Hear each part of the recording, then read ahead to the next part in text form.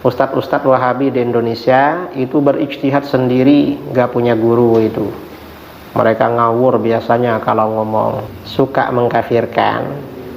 Bahkan dia mengkafirkan dirinya sendiri sebelum memimpin Wahabi dan mengkafirkan guru-gurunya.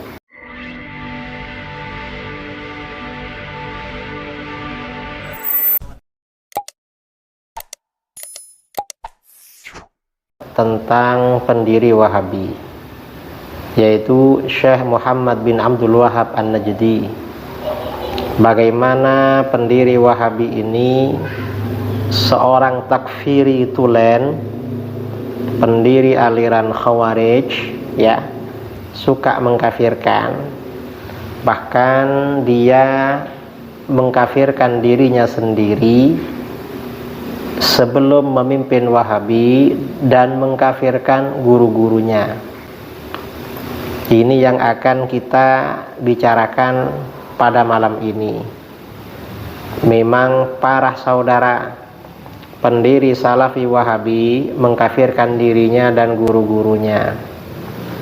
Ini dalam sebuah risalah yang ditulisnya atau kitab, ya, catatan kitab, dan diabadikan oleh Syekh Al-Ashimi An-Najdi dalam himpunan Ad-Durar As-Saniyah, himpunan kitab-kitab para tokoh Salafi Wahabi.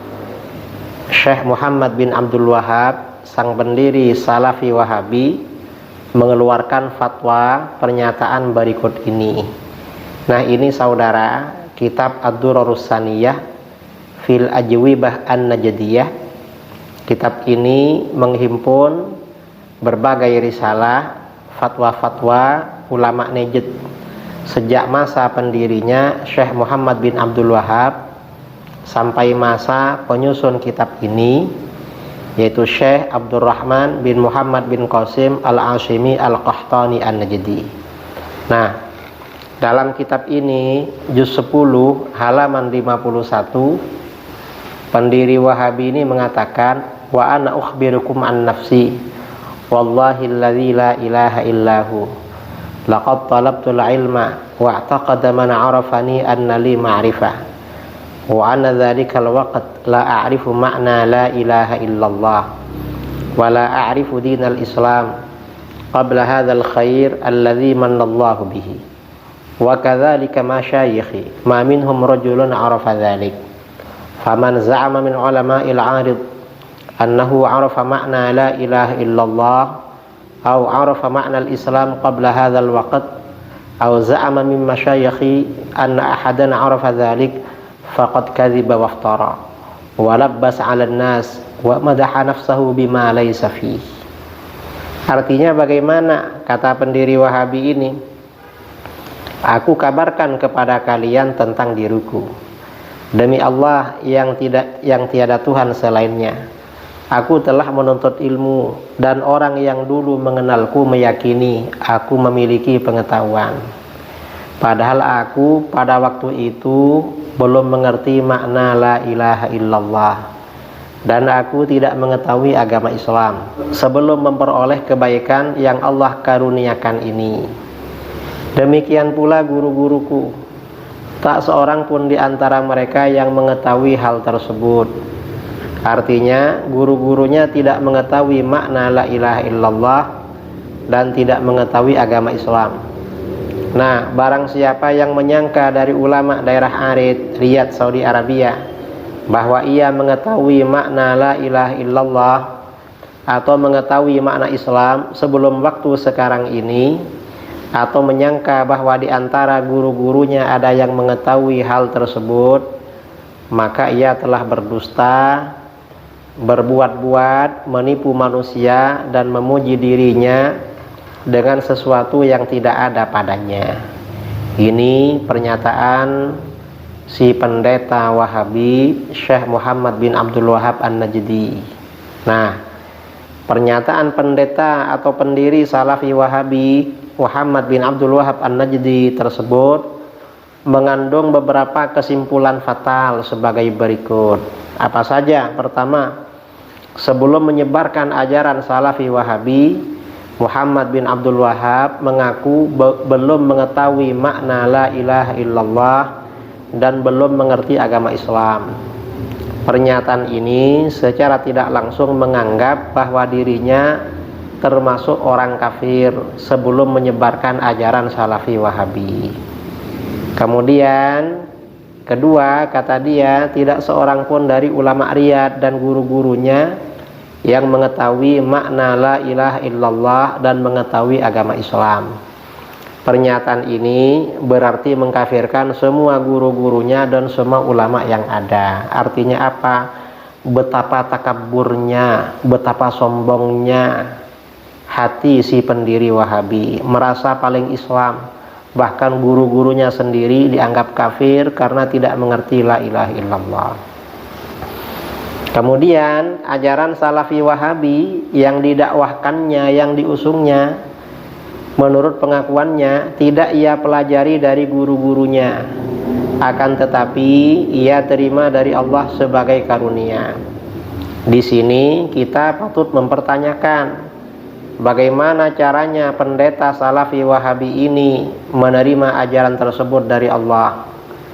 Apabila ia, pendeta Wahabi ini, memperoleh ajaran tersebut dari wahyu, berarti secara tidak langsung ia memposisikan dirinya sebagai nabi. Dan tidak ada bedanya antara pendiri Wahabi dengan orang-orang yang ngaku nabi seperti Mirza Ghulam Ahmad Al-Qadiani dan lain-lain.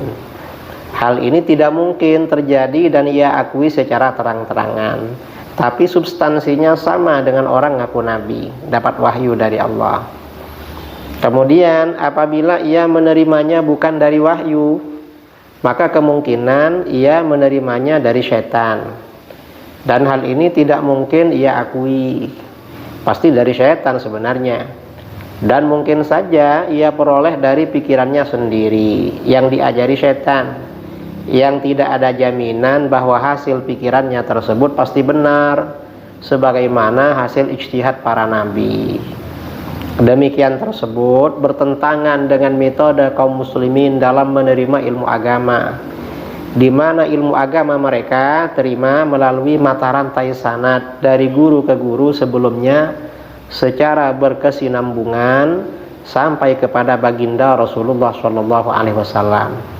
Ini yang namanya ilmu bersanad, saudara.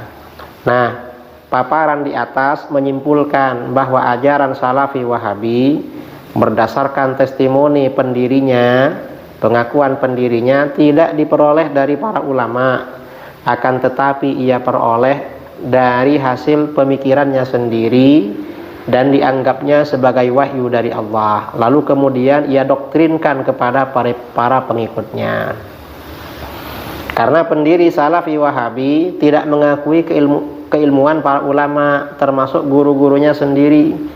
Bahkan secara terang-terangan ia mengatakan bahwa sebelum lahirnya dakwah Salafi Wahabi, tidak seorang pun ulama, termasuk guru-gurunya, yang mengetahui makna la ilaha illallah dan mengetahui agama Islam.